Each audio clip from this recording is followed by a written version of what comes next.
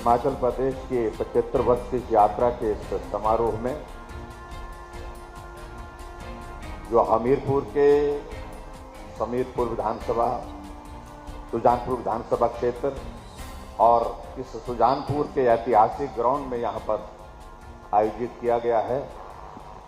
और इस कार्यक्रम में हमारे बीच में हिमाचल प्रदेश में हमारी पार्टी के वरिष्ठ नेता, पूर्व में मुख्यमंत्री रहे आदरणीय प्रोफेसर प्रेम कुमार धूमल जी, केंद्र सरकार में सूचना एवं प्रसारण, युवा सेवा एवं खेल मंत्री मेरे छोटे भाई अनुराग ठाकुर जी, हमारे बीच में पूर्व में विधायक रहे और एचआरटीसी के वाइस चेयरमैन भाई विजय अग्निहोत्री जी, हमारे बीच में पूर्व में विधायक रहे भाई बलदेव शर्मा जी, हमारे मंडल के पार्टी के अध्यक्ष श्री वीरेंद्र ठाकुर जी, पंचायत समिति की अध्यक्षा अंजना जी, नगर परिषद की अध्यक्षा श्रीमती अनीता जी, महिला मोर्चा की अध्यक्षा अर्चना चौहान जी, पार्टी के हमारे साथी वीरेंद्र ठाकुर जी, विक्रम राणा जी, सुमन जी, सुरेश जी, अनिल जी और यहाँ उपस्थित डिप्टी कमिश्नर हमीरपुर देवश्वेता बानिक जी, एसपी डॉक्टर आकृति शर्मा जी, सभी विभागों के वरिष्ठ अधिकारीगण, उपस्थित सभी भाइयों बहनों और पत्रकार मित्रों, आज आपके ऐतिहासिक सुजानपुर के इस मैदान में हिमाचल प्रदेश की प्रगति के 75 वर्ष पूरे होने पर इस कार्यक्रम का आयोजन यहां पर किया गया है और आप बड़ी संख्या में इस कार्यक्रम का हिस्सा बनकर के इसके चश्मदीद गवाह बने। इसके लिए मैं आप सबका बहुत बहुत आभार व्यक्त करता हूं। आदरणीय धूमल जी का मुझे परसों फोन आया तो उन्होंने कहा कि सुजानपुर के कार्यक्रम हम 9 तारीख को कर रहे हैं और हम चाहते हैं कि इस कार्यक्रम में भी आपका आना हो। हालांकि हमने पार्टी के स्तर पर, सरकार के स्तर पर कुछ कार्यक्रमों का निर्धारण किया है, कुछ कार्यक्रम बांटे हैं ताकि हिमाचल प्रदेश में इस 75 जो आयोजन हमने तय किए उनको हम पूरा कर सकें। इसलिए कुछ जगह हम जा रहे हैं, कुछ जगह भाई अनुराग ठाकुर जी जा रहे हैं, कुछ जगह केंद्र के और मंत्री भी जाएंगे। और मेरा कार्यक्रम आज का बंजार विधानसभा क्षेत्र का था और बंजार विधानसभा क्षेत्र के बाद दोपहर के बाद मेरे अपने क्षेत्र का। लेकिन जब इनका आग्रह आया तो हमने बंजार विधानसभा क्षेत्र की तारीख में उसमें तब्दीली की, उसको आगे किया और आज के इस कार्यक्रम में हम आपके बीच में यहाँ पर आए, आप सबके दर्शन करने का सौभाग्य प्राप्त हुआ। इसके लिए मैं आदरणीय धूमल जी का भी आभार व्यक्त करता हूँ।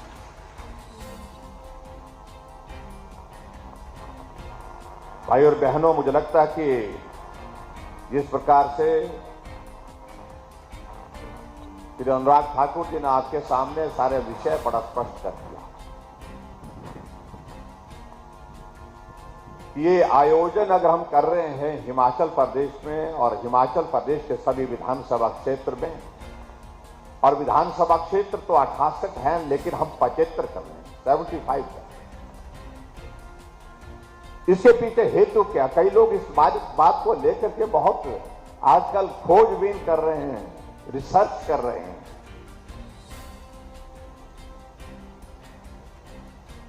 मैं समझता हूं कि वो अनावश्यक रूप से अपनी एनर्जी इसमें लगा रहे हैं।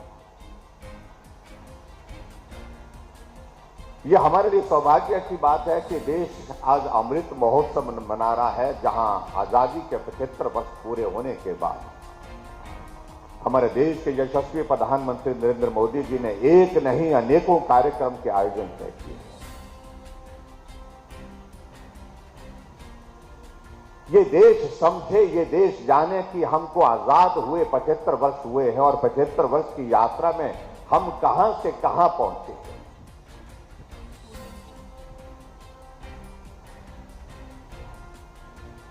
और विशेष तौर से जो नई पीढ़ी है, नई जनरेशन है, उनके सामने इस इतिहास को लाना बहुत आवश्यक है, क्योंकि सब नौजवानों ने आजाद भारत में जन्म लिया है और इसलिए आजादी के उस संघर्ष को भी देखा नहीं और आजादी के संघर्ष के बाद इस 75 वर्ष की इस यात्रा का भी इस प्रकार से उनके सामने जिक्र नहीं हो पाया। इसलिए प्रधानमंत्री जी ने कहा कि हमें इसके आयोजन करने चाहिए, एक नहीं अनेक करने चाहिए, भव्य आयोजन करने चाहिए। और आज आप देख रहे होंगे कि 75 वर्षों की इस यात्रा का, देश की स्वतंत्रता का जश्न भारत तो मना रहा है। भारत के लोग भी आज समझ गए हैं, भारत के साथ साथ पूरा विश्व आज इस बात को समझ रहा है कि भारत में ये अमृत महोत्सव का अर्थ क्या है, किस प्रकार से ये आयोजन किए जा रहे हैं। और इसी तरह से भाई और बहनों, ये संयोग है, हिमाचल प्रदेश के गठन के भी 75 वर्ष हुए। 15 अप्रैल 1948 को हिमाचल प्रदेश का गठन हुआ था। अब हिमाचल प्रदेश की इस 75 वर्ष की यात्रा के लिए हम भी सोच रहे थे कि हम भी अलग अलग बहुत सारे कार्यक्रमों के आयोजन करें, लेकिन वो संभव इसलिए नहीं है क्योंकि हमको 1 महीने 2 महीने के बाद चुनाव की प्रक्रिया में से गुजरना है।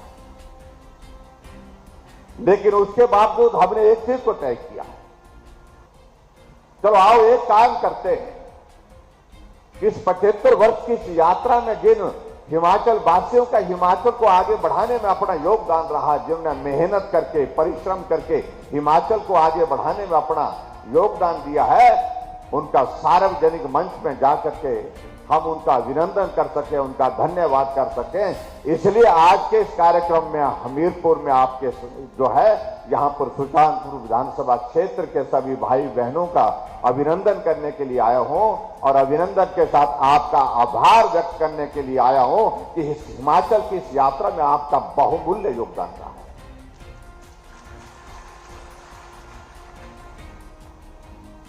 और साथ साथ में ये भी निवेदन करने के लिए आया हूं, इस यात्रा को और तेजी के साथ, विकास की इस यात्रा को हिमाचल की और तेजी के साथ आगे बढ़ाने के लिए भी आप सबका सहयोग चाहिए। इसलिए हमने हिमाचल प्रदेश में हर एक विधानसभा क्षेत्र में जाकर के हिमाचल प्रदेश की जनता का आभार व्यक्त करने के लिए और आने वाले समय में उनके सहयोग की अपेक्षा करने के लिए, सहयोग में वो हम साथ मिलकर के चले और उसके लिए हम काम कर सकें, उसके लिए निवेदन करने के लिए हम जा रहे हैं। जब हिमाचल प्रदेश का गठन हुआ और ये इतिहास में ये चीजें रहनी चाहिए, उस वक्त हिमाचल प्रदेश में मात्र 4 जिले थे। आज हिमाचल प्रदेश में जिलों की संख्या 12 हो गई। जब हिमाचल प्रदेश बना था उस वक्त हमारी साक्षरता दर 4.8 थी और आज हमारी साक्षरता दर जो है पूरे देश में, कहा जाता है केरल हमसे आगे है, लेकिन मेरा मानना है केरल से हम पीछे नहीं है। हिमाचल साक्षरता दर में देश में बहुत आगे है, ये मैं कहना चाह रहा हूं। आंकड़े के हिसाब से तो 83% कहते हैं, ये 2011 के सेंसस के बेस पर कह रहे हैं। लेकिन अगर आज इसका आकलन किया जाए, इसका असेसमेंट किया जाए, इसकी जानकारी ली जाए, मैं मानता हूं कि हिमाचल प्रदेश में लिटरेसी रेट में हम पूरे देश भर में अव्वल नंबर पर हैं।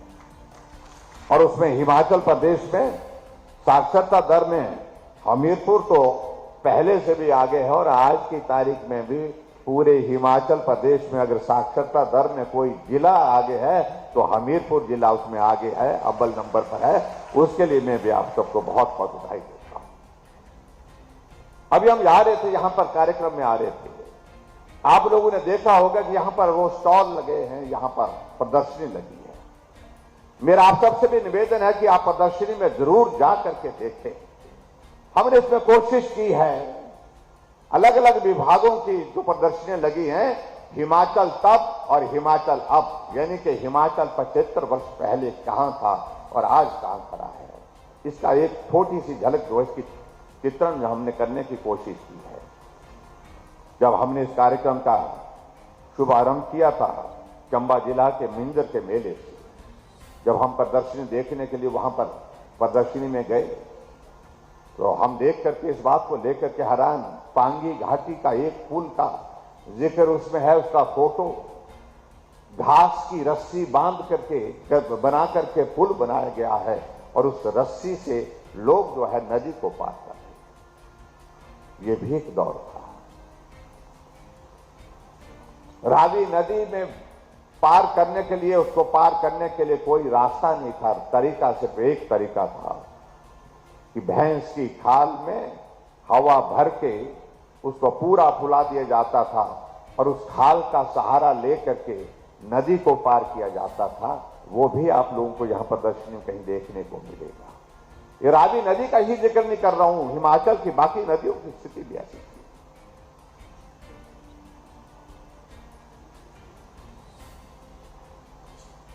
और इसलिए मुझे लगता है कि ये बहुत आवश्यक है कि हिमाचल के उस दौर को हमको समझना पड़ेगा। और आपने यहां पर डॉक्यूमेंट्री देखी होगी जिसमें हमने हिमाचल प्रदेश में अलग अलग समय में जो नेतृत्व रहा है उनका भी अभिनंदन किया है। चाहे डॉक्टर वाई एस परमार रहे, जिनको हम हिमाचल निर्माता कहते हैं, चाहे श्री शांता कुमार जी रहे, चाहे ठाकुर रामलाल जी रहे, चाहे वीरभद्र सिंह जी रहे, चाहे आदरणीय धूमल जी रहे, सब लोगों का बहुत महत्वपूर्ण योगदान हिमाचल प्रदेश को आगे बढ़ाने में रहा है। और निश्चित रूप से हिमाचल प्रदेश में काम करना, हिमाचल को विकास की राह पर तेजी से आगे बढ़ाना, यह सरल कार्य नहीं, बहुत कठिन कार्य है। क्योंकि पहाड़ी प्रदेश जहां साधन भी ज्यादा लगते हैं, समय भी ज्यादा लगता है, इस बात को भी हमको समझना पड़ेगा। लेकिन उसके बावजूद भी हिमाचल आगे बढ़ा है। जब हिमाचल प्रदेश बना था उस वक्त हिमाचल प्रदेश में 228 किलोमीटर सड़क थी। 228 किलोमीटर सड़क उस वक्त थी और आज हिमाचल प्रदेश में सड़कों की लंबाई 39,500 किलोमीटर है। लेकिन भाई और बहनों, ये भी मैं कहना चाह रहा हूं कि अगर हम सड़कों का जिक्र करते हैं, जहां प्रदेश के अंदर आदरणीय धूमल जी का जिक्र होता है, वहां देश में उस शख्सियत को कभी हम भूल नहीं सकते हैं जिनकी वजह से आज हमने पहाड़ों को चीर करके पहाड़ के लोगों का पीठ का बोझ उतार करके फेंका है। और वो शख्सियत है हमारे पूर्व में देश के प्रधानमंत्री रहे अटल बिहारी वाजपेयी जी, जिन्होंने प्रधानमंत्री ग्राम सड़क योजना की शुरुआत की।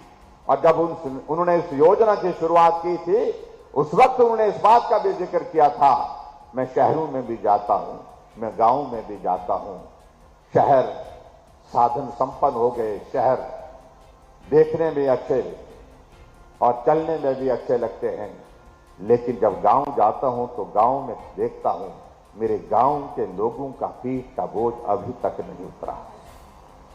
पहाड़ लोग चढ़ रहे हैं तो पीठ पर बोझ है, पहाड़ अगर उतर रहे हैं तो पीठ पर बोझ है।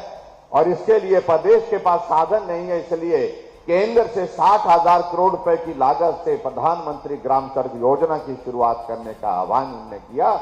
और उसके पश्चात उस योजना के माध्यम से हिमाचल प्रदेश में जहां 39,500 किलोमीटर सारी सड़कें बनी हैं आज तक के हिमाचल प्रदेश में, और उसमें से 51% लगभग 20,000 किलोमीटर सिर्फ प्रधानमंत्री ग्राम सड़क योजना के माध्यम से, अटल जी की देन के माध्यम से हिमाचल प्रदेश में सड़कें।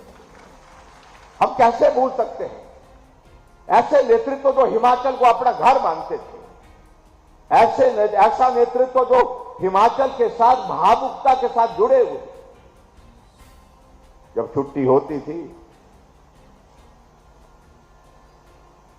राजनीति में रहे, जीते हारे, सत्ता में रहे, विपक्ष में रहे, लेकिन छुट्टी गुजारने के लिए, कुछ वक्त गुजारने के लिए हिमाचल के मनाली के प्रीनी के गांव में अटल जी पहुंचते थे। और आदरणीय धूमल जी, हम सब लोग वहां पर अटल जी को मिलने के लिए वहां पर जाते थे। ये हमारे लिए कितना सौभाग्य का विषय है। और उसी तरह से मैं भाई और बहनों ये भी मैं कहना चाहता हूं, अगर उसी भाव के साथ अगर प्यार हिमाचल को कहीं किसी नेतृत्व से मिला, स्नेह मिला, आशीर्वाद मिला, तो वर्तमान प्रधानमंत्री श्री नरेंद्र भाई मोदी जी के आशीर्वाद में भी उसी तरह से हमको हिमाचल को बढ़ाने के लिए योगदान देना। अटल जी ने इंडस्ट्रियल पैकेज दिया, आदरणीय धूमल जी मुख्यमंत्री थे। आज देश का नहीं, एशिया का नंबर 1 फार्मा हाउस जो है हिमाचल प्रदेश की बद्दी में स्थापित है। अभी कोविड का संकट हुआ, कोविड के संकट में भी देश के लोगों के लिए दवाइयों का इंतजाम तो यहां से हुआ, लेकिन हमारे हिमाचल प्रदेश ने योगदान दिया, उस बद्दी ने योगदान दिया, पूरी दुनिया को दवाई देने का काम किया।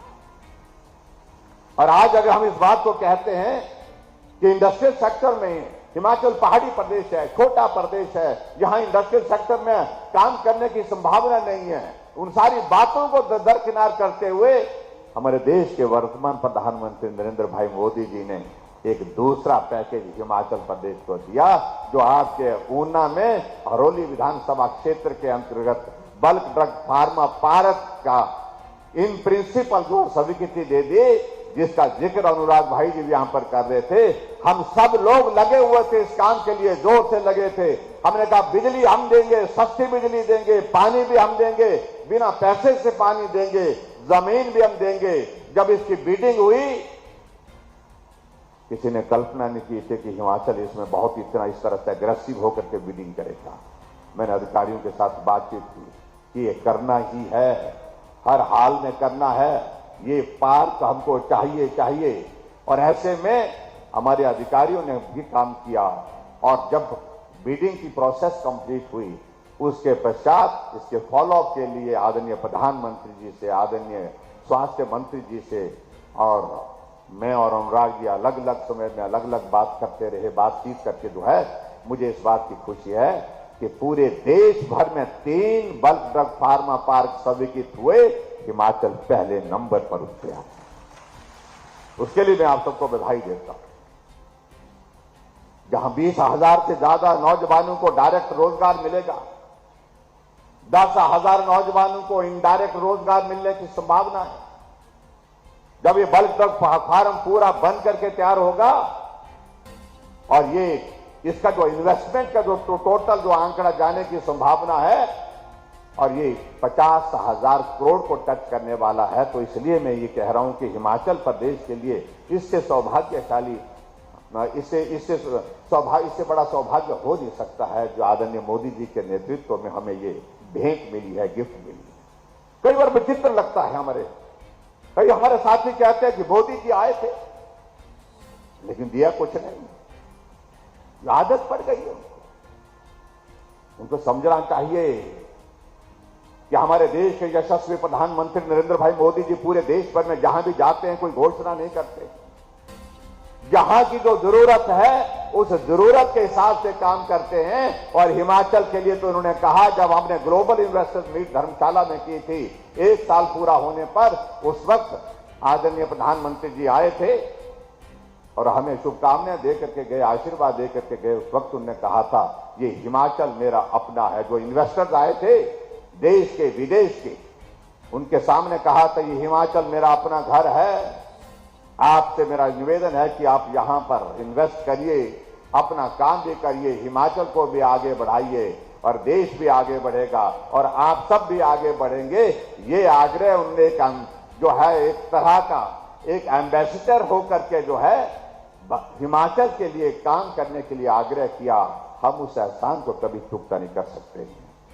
मुश्किल कार्य था, प्राइवेट सेक्टर का इन्वेस्टमेंट बहुत कठिन कार्य था, लेकिन उसके बावजूद भी मुझे इस बात की खुशी है कि हमने हिमाचल प्रदेश में पहली ग्राउंड ब्रेकिंग की तो 13,500 करोड़ रुपए की ग्राउंड ब्रेकिंग जो हमने शिमला में की, जिसमें आदरणीय अमित शाह जी और हमारे वर्तमान में पार्टी के अध्यक्ष जगत प्रकाश नड्डा जी आए थे।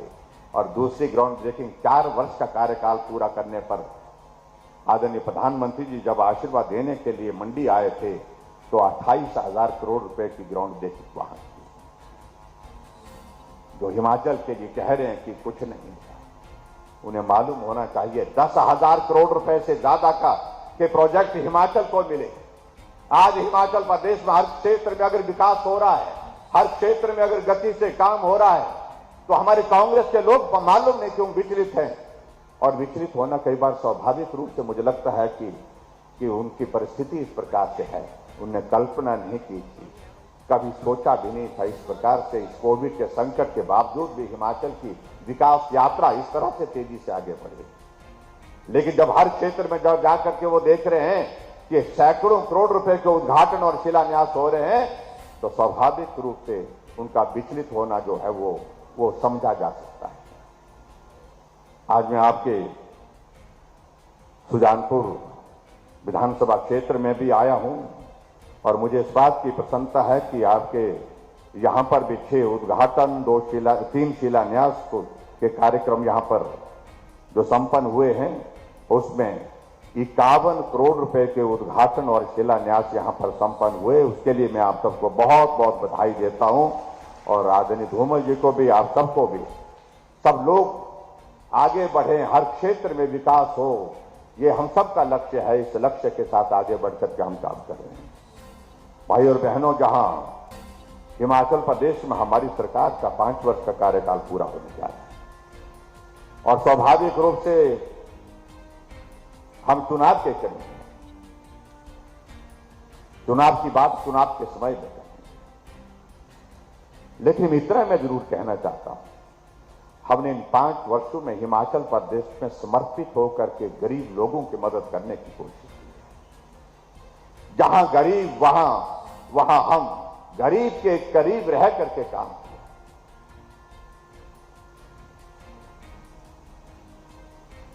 हिमाचल प्रदेश में जो हमारे मित्र कई तरह की बातें कहते हैं, हम जब पेंशन का जिक्र करते हैं, कहते कि पेंशन तो हमने दी थी। अरे मैं उनको यही कहना चाहता हूं, वो कितना देते थे? वो हिमाचल प्रदेश में 4 लाख लोगों को पेंशन देते थे, हम 7.5 लाख लोगों को हिमाचल प्रदेश में पेंशन दे रहे। वो हिमाचल प्रदेश में पेंशन पर 400 करोड़ रुपए खर्च करते थे और हम हिमाचल प्रदेश में पेंशन पर 1300 करोड़ रुपए खर्च कर रहे हैं।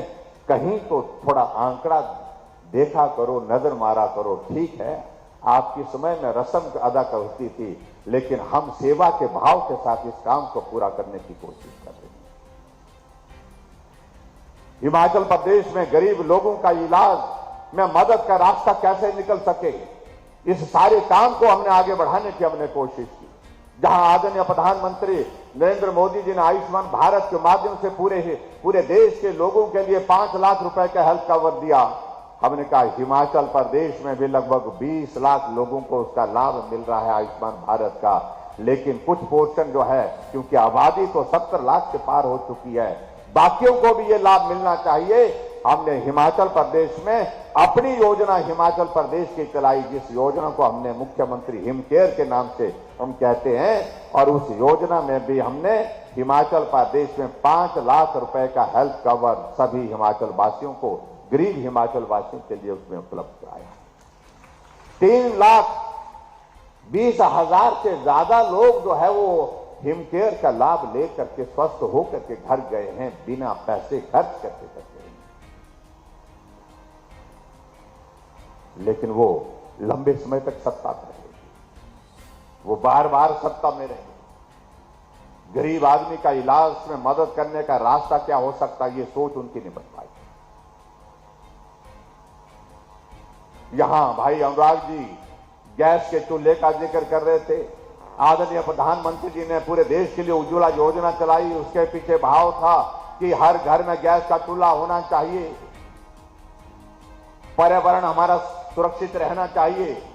और उसी दृष्टि से हमने उसको आगे बढ़ाने के लिए 1,37,000 गैस के कनेक्शन आदरणीय प्रधानमंत्री जी के आशीर्वाद से हिमाचल प्रदेश को हमको उज्ज्वला योजना के अंतर्गत मिले।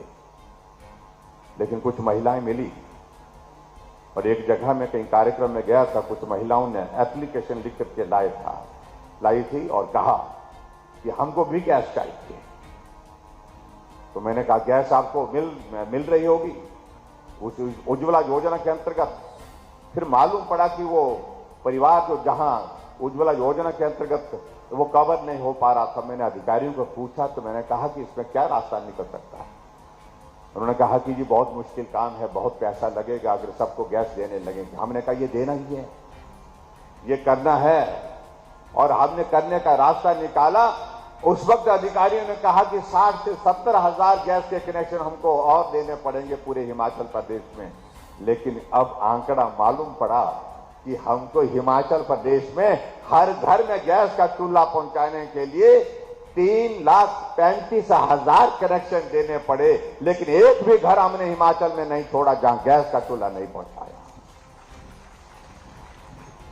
इसलिए वो कांग्रेस के मित्र परेशान होते सके, बार बार वो सत्ता में रहे, इस काम को पहले कर सकते थे, लेकिन करने की आवश्यकता महसूस नहीं हुई, को करने की सोच नहीं थी। हमने और भी आगे बढ़कर के ऐसे गरीब लोग जो बिस्तर पर पड़े हैं उनके इलाज के लिए हमने कहा कुछ अलग सोचना चाहिए। हमने ऐसे बहुत सारे परिवार में देखे, कुछ घटना घटित हो गई, कुछ बीमार हो गए जिसके कारण जिंदगी भर उनको बिस्तर पर रहना होगा।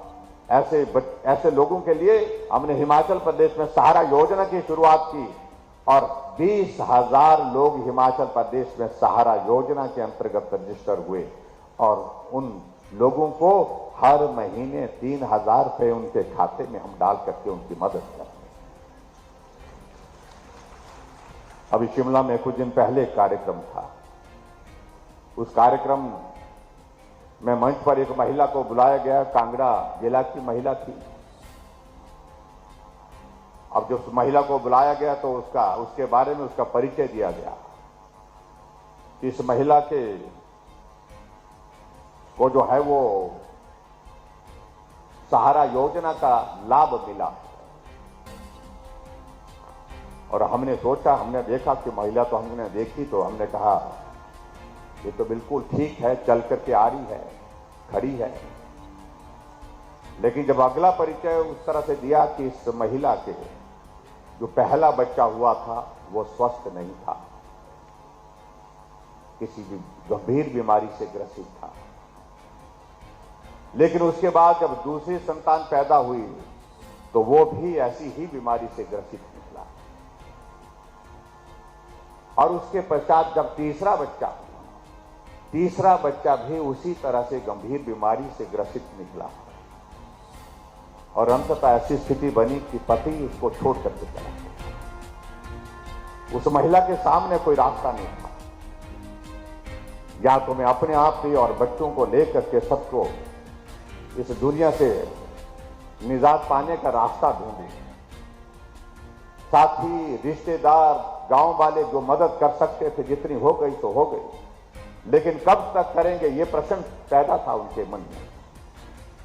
तब किसी ने उनको जानकारी दी कि हिमाचल प्रदेश सरकार के माध्यम से एक योजना की शुरुआत हुई है और उस योजना के माध्यम से ऐसे जो गंभीर बीमारी के जो चाहे बच्चे हैं चाहे वो कोई भी है, लेकिन उनको मदद करने का रास्ता है। और सहारा योजना की सारी उसकी औपचारिकता पूरी की तो उसके तीनों बच्चों को सहारा योजना के अंतर्गत लाया गया और सहारा योजना के अंतर्गत लाने के बाद 3-3 हजार रुपए तीनों बच्चों को पैसा मिल रहा है, 9,000 रुपए उसको एक महीने का मिल रहा है। और उस महिला ने कहा कि मेरे जीवन को जिंदा आज आप देख रहे हैं और मेरे बच्चों को भी जिंदा देख रहे हैं तो इस सहारा योजना की वजह से देख रहे हैं, क्योंकि ये सहारा योजना अगर नहीं होती तो मेरे लिए बहुत मुश्किल होता है। वो अपने बच्चों को भी पाल रही है और अपना जीवन भी उससे चला रही है। इस प्रकार से हमने भावनाओं के साथ काम करने की कोशिश की। मैं बैजनाथ विधानसभा क्षेत्र में गया और बैजनाथ विधानसभा क्षेत्र में सहारा योजना का एक जो नई योजना हमने शुरू की, शगुन योजना, जहां हम बीपीएल परिवार की बेटी की जब शादी होती है उसमें 31,000 रुपए शगुन देते हैं। एक बेटी को वहां पर मंच पर बुलाया गया, कहा गया कि इस बेटी को शगुन योजना के अंतर्गत जो है वो लाभार्थी है, इनको 31,000 रुपये मिला है। तो स्वाभाविक रूप से मेरी इच्छा हुई जानने की। मैंने कहा, बेटी को बधाई दी, शुभकामनाएं दी, और उसके पश्चात मैंने बेटी से पूछा कि बेटी, मैं आपसे जानना चाह रहा हूं, जो 31,000 रुपये शगुन योजना का पैसा आपको शादी के अवसर पर दिया गया, उस पैसे का आपने क्या किया? अपने खाते में जमा किया, या अपने पति के खाते में जमा किया, या आपने खर्च कर दिए, क्या किया?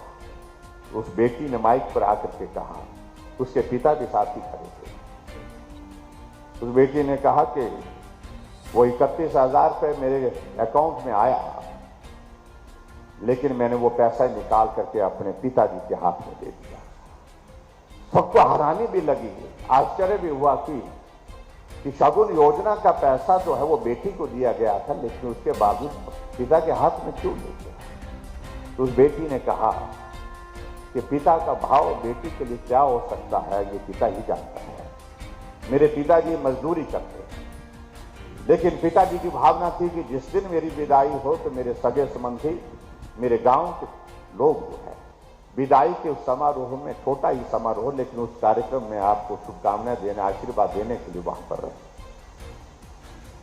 और छोटा सा आयोजन किया गया।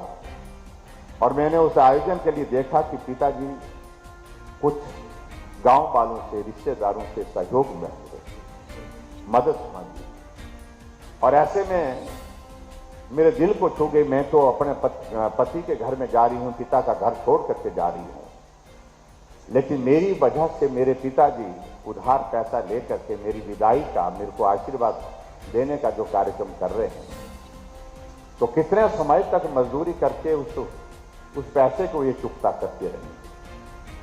तो उसने, बेटी ने कहा, तो मेरे मन में एक भाव आया कि जो पैसा मुझे सरकार की ओर से मिला, तो मैं पिता के ऊपर बोझ बन करके नहीं जाना चाहती हूं। मैं पिताजी को ये राशि दे करके उनकी मदद करना चाहती हूं। अगर पिता का भाव बेटी के लिए है, तो बेटी का भाव पिता के लिए भी इस तरह का होना चाहिए। इस भाव के साथ में वो पैसे पिताजी का, सारा भावुक था सारा पंडाल इस बात को सुन करके। पिताजी भी बहुत भावुक थे, और ये सच्चाई की हकीकत है।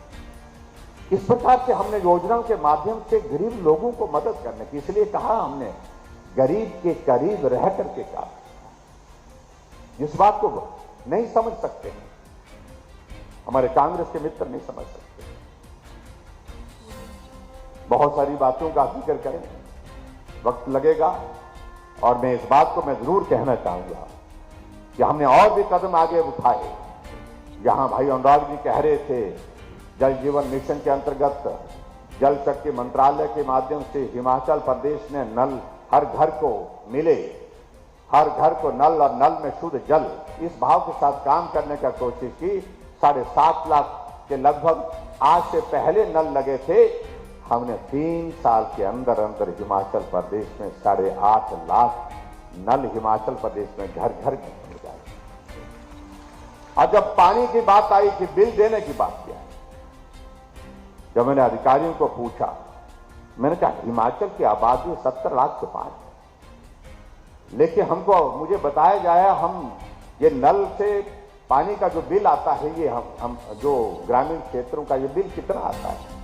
कहा जी लगभग 31 करोड़ के लगभग आता है। हमने कहा इतना सारा हिमाचल, इतना बड़ा हिमाचल, और इतना ही पैसा आता है?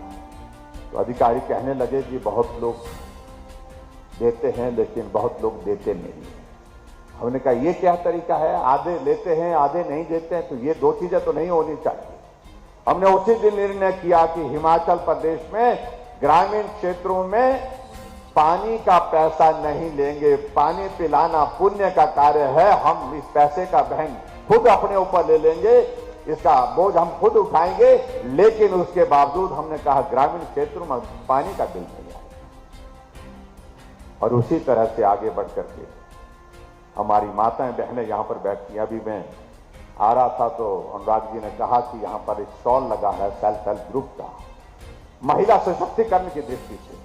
महिलाएं अपने पांव पर खड़ा होने चाहिए, वो अपने लिए संसाधन जुटने और जुटाने में लग पड़ी। वो घर के अंदर नहीं, घर से बाहर जाकर के भी काम कर रही है। और इसलिए हमने ये भी तय किया कि जो सेल्फ हेल्प ग्रुप में जितने भी हमारे रजिस्ट्रेशन हुआ पड़ा है, उसमें 25,000 रुपए रिवॉल्विंग फंड जो है सेल्फ हेल्प ग्रुप को देंगे। और अगर लोन लेने की आवश्यकता पड़ती है तो 4% पर लोन दे रहे हैं हम हिमाचल प्रदेश में, महिला सशक्तिकरण की दृष्टि से हम काम करने की कोशिश करें। और उसी तरह से आगे बढ़ करके कुछ साथियों ने कहा कि इससे क्या ये और भी करना चाहिए, महिलाएं अगर काम के लिए आती हैं जाती हैं, उनका आने जाने का रास्ता सरल हो, मदद हो उसमें आने जाने में, कैसे कर सकते हैं। तो हमने चर्चा की।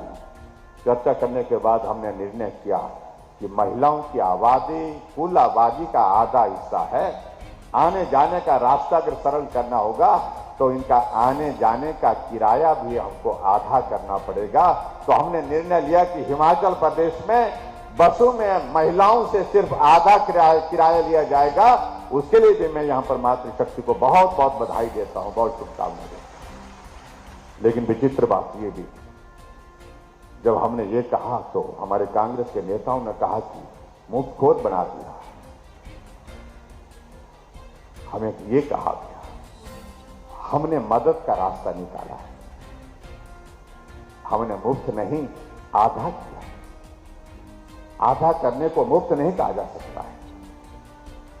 लेकिन मैं विचित्र स्थिति देख रहा हूं, अभी कुछ दिन पहले 10 गारंटी कांग्रेस पार्टी ने जारी की, और गारंटी वो पार्टी करने जा रही है, गारंटी वो दे रही है जिसकी अपनी ही गारंटी नहीं है। कह रहे हैं कि महिलाओं को 18 साल से 60 साल की महिलाओं को हम 1500 रुपए हर महीने का देंगे। और इसकी घोषणा करने के लिए छत्तीसगढ़ के मुख्यमंत्री बघेल साहब यहां पर हिमाचल प्रदेश में आकर के बात कर रहे हैं। क्या बघेल साहब छत्तीसगढ़ में दे रहे हैं क्या? और इनकी ही पार्टी के वरिष्ठ नेता राजस्थान के मुख्यमंत्री हैं गहलोत साहब, क्या वो वहां अपने प्रदेश में दे रहे हैं क्या? जब वहां नहीं मिल रहा है तो हिमाचल प्रदेश में संभावना कहां से हो सकती है? और हमने आगे बढ़कर के एक और निर्णय लिया हिमाचल के लिए। आदरणीय धूमल जी ने उसमें अपने कार्यकाल में, दोनों कार्यकाल में बहुत बेहतरीन कार्य किया। हिमाचल को ऊर्जा राज्य बनाने के लिए हिमाचल एक पावर स्टेट के नाते जो है जाना जाता है। पूरे देश भर में अगर 45,000 मेगावाट बिजली हाइड्रो सेक्टर में जनरेट होती है तो उसमें से 11,000 मेगावाट से ज्यादा हिमाचल पैदा करता है। हिमाचल बिजली बेचता है, पंजाब को बेचता है, हरियाणा को बेचता है, राजस्थान को बेचता है, दिल्ली को बेचता है, नेशनल ग्रिड को बेचता है। हमने कहा कि अगर ऊर्जा राज्य के रूप में हिमाचल जाना जाता है, पहचाना जाता है, लेकिन हमारे हिमाचल के लोगों के लिए, गरीब लोगों के लिए मदद क्या हो सकती है? तो सब्सिडी तो हम पहले से दे रहे थे, लेकिन फिर उसके बाद आए कि कुछ इसमें और सोचना चाहिए। हमने एक आंकड़ा निकालने का हमने प्रयत्न किया। हमने कहा कि जिस गरीब आदमी के घर में 2 बल्ब या 3 बल्ब लगते हैं तो वो कितनी बिजली खर्च करता है? 4 बल्ब लगे हैं तो कितने लगते हैं? तो आंकड़ा आया कि लगभग 50 और 60 यूनिट तक खर्च करता है। हमने कहा जिसके घर में 6 बल्ब 7 बल्ब लगे हैं, 8 बल्ब लगे हैं, वो उस घर में कितनी बिजली खर्च होती है? तो कहा कि 120 यूनिट के लगभग जो है वहां पर खर्च होती है। ये दोनों कैटेगरी ऐसी है जो गरीब वर्ग भी है और मध्यम वर्ग भी है। और हमने हिमाचल प्रदेश में एक निर्णय किया, जो दोनों वर्ग हैं इनको राहत कैसे दे सकते हैं, और तय किया कि हिमाचल प्रदेश में हमारी सरकार जुलाई महीने के पश्चात 125 यूनिट बिजली जो है जीरो बिल के साथ देगी। और इसकी शुरुआत हमने हिमाचल प्रदेश में की। और आपने देखा होगा भाई और बहनों, जुलाई महीने का बिल आपको आया होगा, आया बिल तो आया होगा, लेकिन कितना बिल आया? जीरो बिल आया। जब हमने जीरो बिल की बात कही तो हमारे कांग्रेस वालों ने गारंटी दे दी। पहले तो कहा कि आप मुफ्तखोर बना रहे हैं, और अपने आप घोषणा कर दी कि हम 300 यूनिट बिजली के फ्री करेंगे। तुम्हारी बात सुनने वाला कौन है? ना सुनने वाला है ना मानने वाला। मानने वाला तो बिल्कुल ही बचा कोई है। तो ऐसे में भाई और बहनों, जो बातें वो कह रहे हैं उनकी बातों पर हमको नहीं जाना है। हमको हिमाचल प्रदेश को आगे बढ़ाने के लिए मिलकर के काम करना है। और आप सबके बीच में मैं इतना ही कहना चाहता हूं हिमाचल का विकास आदरणीय नरेंद्र भाई मोदी जी की देन है और ये विकास और भी तेज गति से आगे बढ़ जाता, लेकिन जहां कोविड का दौर आया उसने थोड़ा प्रभावित जरूर किया पूरे देश को, पूरे प्रदेश को, लेकिन फिर भी उसके बावजूद मैं आप सबको भी धन्यवाद करना चाहूंगा। मेरी बात अधूरी रहेगी। कोविड के संकट में भी आप सब लोगों ने जिस प्रकार से हमको साथ दिया, सहयोग दिया और वैक्सीन की पहली डोज भी और दूसरी डोज लगा करके सुरक्षित होकर के अपने को, अपने परिवार को यहां महसूस किया, तो आज के इस कार्यक्रम में आप सबको भी उसके लिए मैं बहुत बहुत बधाई देता हूं। वैक्सीन लगी, पहली डोज लगी, हिमाचल पूरे देश में पहले नंबर पर। दूसरी डोज लगी, हिमाचल फिर पूरे देश में पहले नंबर पर आया। उस सब के लिए आप सबको मैं बहुत बहुत बधाई देता हूं। आप सबके सहयोग के बिना संभव नहीं था और इसलिए कोई कांग्रेस का आदमी भी आज ये नहीं कह सकता है कि वो लाभार्थी नहीं है। पूरा देश लाभार्थी है। कम से कम एक चीज तो सभी लोगों को देश के अंदर जो है वैक्सीन से उनके जीवन को बचाने का काम आदरणीय देश के हमारे प्रधानमंत्री नरेंद्र भाई मोदी ने जिस प्रकार से किया है, उसके लिए हम उनका एहसान जीवन भर चुकता नहीं कर सकते। भाई और बहनों, आप सबके सहयोग के लिए मैं आभार व्यक्त करता हूं। हम सब लोगों को आगे बढ़ना है और यहां आने वाले समय में हिमाचल प्रदेश में जो चुनाव होने वाला है उसके सिलसिले में सिर्फ छोटी सी बात करना चाह रहा हूं। कुछ जगह आप लोगों ने सुना होगा कि आजकल हमें रिवाज बदलने की बात कह रहे हैं। बहुत सारे रिवाज अच्छे होते हैं, उनको कायम रखना चाहिए, उनको मजबूत करना चाहिए, लेकिन कई बार रिवाज बदलने की जहां जरूरत पड़ती है उससे भला हो तो मुझे लगता है कि तो रिवाज बदलना चाहिए। और ये रिवाज बदलने की अगर हम बात कर रहे हैं तो भले के लिए कह रहे हैं, आपके भले के लिए, प्रदेश के भले के लिए हम कह रहे हैं, देश के भले के लिए कह रहे हैं। वो इसलिए बोल रहे हैं हम रिवाज बदलने की बात कि रिवाज पूरे देश ने बदल दिया है कि लंबे समय के लिए केंद्र के साथ चलने का एक रिवाज पूरे देश में बन गया है। अभी हाल ही में आपने देखा हुआ कि चुनाव हुआ 5 राज्यों का और उन 5 राज्यों में उत्तराखंड जो राज्य बना तब से एक ही काम होता था, हर 5 वर्ष के बाद सरकार बदल जाती थी। लेकिन अब की बार रिवाज बदला, भाजपा की सरकार थी, फिर भाजपा की सरकार बने, धामी जी थे, फिर धामी जी बने, रिवाज बदला। उत्तर प्रदेश का चुनाव हुआ, 37 वर्षों से यही चल रहा था, हर 5 वर्ष के बाद सरकार बदल जाती थी। अब की बार रिवाज बदला, योगी जी थे, योगी जी फिर बने थे। हरियाणा हमारे पड़ोस का राज्य है। 2014 में सरकार बनी, बड़ी मुश्किल से वहां पर सरकार कई हफ्ते के बाद भाजपा की बनी, जहां सरकार बनने की संभावना नहीं लगती थी और 5 वर्ष तक सरकार चली। 2019 में फिर चुनाव हुए, मनोहर लाल जी फिर मुख्यमंत्री बने, रिवाज बदला, फिर भाजपा की सरकार वहां पर चल रही है। गोवा में रिवाज बदल करके वर्षों से सरकार चल रही है। मणिपुर में भाजपा की सरकार फिर सत्ता में बन गई। जब रिवाज बदलने की बात हम कह रहे हैं तो रिवाज पूरे देश ने बदला है, हम नई बात थोड़ी कह रहे हैं। जब पूरे देश में रिवाज बदल गया तो भाई हिमाचल प्रदेश में भी रिवाज बदलना है। ये 5-5 साल का रिवाज ठीक नहीं है। हमें भी लंबे समय के लिए आदरणीय मोदी जी को के साथ चलना है, मोदी जी को मजबूत करना है, उनको मजबूती देनी है, ताकत देनी है और हिमाचल की जरूरत है नरेंद्र भाई मोदी। भाई और बहनों, इस बात को मैं बड़ा साफ कह रहा हूं। इस काम के लिए हम सब लोगों को मिलकर के आगे बढ़ना है। तो हमारे मित्रों को बहुत परेशानी हो रही है। रिवाज बदलने की बात ठीक नहीं कह रहे हैं आप। हमने कहा हम ठीक कह रहे हैं और दूसरी बात हम ये भी कहना चाहते हैं, उनका बचा क्या है। पूरे देश भर में 2 राज्य बचे हैं, दे करके अगर आज चुनाव हो जाए तो वहां से रुखसत हो जाएंगे। यहां हमारे पड़ोस में पंजाब में सरकार थी, बहुत जोर डाल रहे थे, आ रहे हैं चन्नी साहब, आ रहे हैं, लेकिन चन्नी साहब तो दोनों जगह से ही चले गए।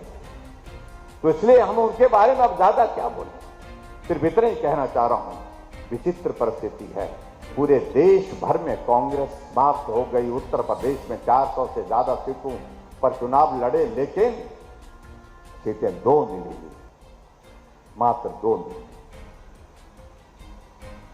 इसलिए हिमाचल प्रदेश में भाई और बहनों, सरकारें बनी, एक बार नहीं अनेक बार बनी, सरकारें चली, लेकिन सरकार को फिर से रिपीट करने वाली ये चुनौती जो हमारे सामने है, मैं मानता हूं ये चुनौती भी है, कठिन कार्य है, लेकिन इस कार्य को अब की बार करके दिखाना है। और आप सबके सहयोग और समर्थन से मैं दावे के साथ कह सकता हूं, हमारा वरिष्ठ नेतृत्व तो यहां मंच पर बैठा है, आदरणीय धूमल जी, हम सब लोग खूब मेहनत करेंगे और हिमाचल प्रदेश में फिर भाजपा की सरकार बनाएंगे।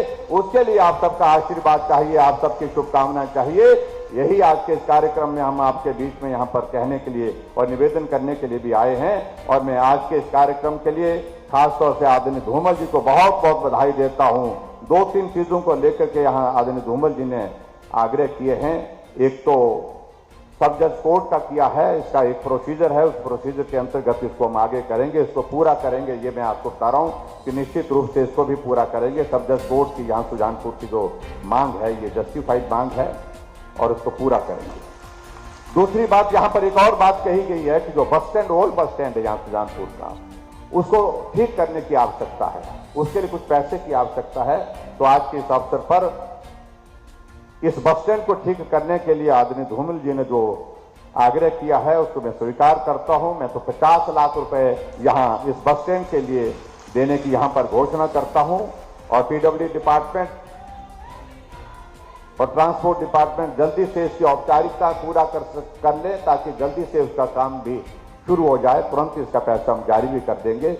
और इसके साथ साथ में एक और आग्रह हमारे समक्ष आया है कि समीरपुर में जो है एक रेस्ट हाउस है, रेस्ट हाउस की मांग है यहाँ लंबे समय से, और उसके लिए एएमडीएस की एक प्रोसेस अभी थी, किसी कारण से उसमें कहा गया कि वो रुक गया था, तो उस काम को भी पूरा करेंगे। और उस पीडब्ल्यूडी रेस्ट हाउस के लिए भी मैं 50 लाख रुपए देने की यहाँ पर घोषणा करता हूँ। यही मैं आज के इस कार्यक्रम में आप सबके बीच में कहते हुए आप सबका बहुत बहुत धन्यवाद। आदरणीय धूमल जी का बहुत बहुत धन्यवाद, आपने हमें निमंत्रण दिया। आपके मार्गदर्शन में, आपके आशीर्वाद से हिमाचल प्रदेश में भारतीय जनता पार्टी मजबूत किले की तरह आगे बढ़ रही है। निश्चित रूप से आने वाले समय में हिमाचल प्रदेश में जो हमारा एक लक्ष्य है कि सरकार फिर सत्ता में भाजपा की आए, आपके आशीर्वाद से उस कार्य को भी हम पूरा करेंगे। और आदरणीय हमारे छोटे भाई अनुराग ठाकुर जी आज के इस कार्यक्रम में हमारे बीच में यहाँ पर समय निकालकर उपस्थित रहे, आपका भी हृदय से आभार। आप केंद्र सरकार से हिमाचल के विकास के लिए जहां भी सहयोग हो सकता है, चाहे वो रेलवे लाइन ऊना से हमीरपुर की है, चाहे वो नेशनल हाईवेज की बात है, चाहे वो हमारे और भी प्रोजेक्ट्स जितने भी हिमाचल प्रदेश के विकास के लिए, चाहे वो बंद फार्मा की बात कहें, चाहे हम ऑल इंडिया मेडिकल इंस्टीट्यूट की अगर बात कहें, जिसमें आदरणीय अनुराग जी और हमारे पूर्व में स्वास्थ्य मंत्री रहे हमारी पार्टी के राष्ट्रीय अध्यक्ष जगत प्रकाश नड्डा जी का एक बहुत महत्वपूर्ण योगदान रहा। और बहुत जल्दी आदरणीय प्रधानमंत्री जी उसका उद्घाटन करने के लिए भी आ रहे हैं। तो इस तरह से हिमाचल के विकास को गति देने के लिए हम सब लोग मिलकर के काम करेंगे। इतनी बात कहते हुए आप सबका सहयोग और समर्थन और आशीर्वाद की उम्मीद के साथ मैं अपनी बात पूरी करता हूं। बहुत बहुत धन्यवाद। नमस्कार। जय हिंद, जय हिमाचल।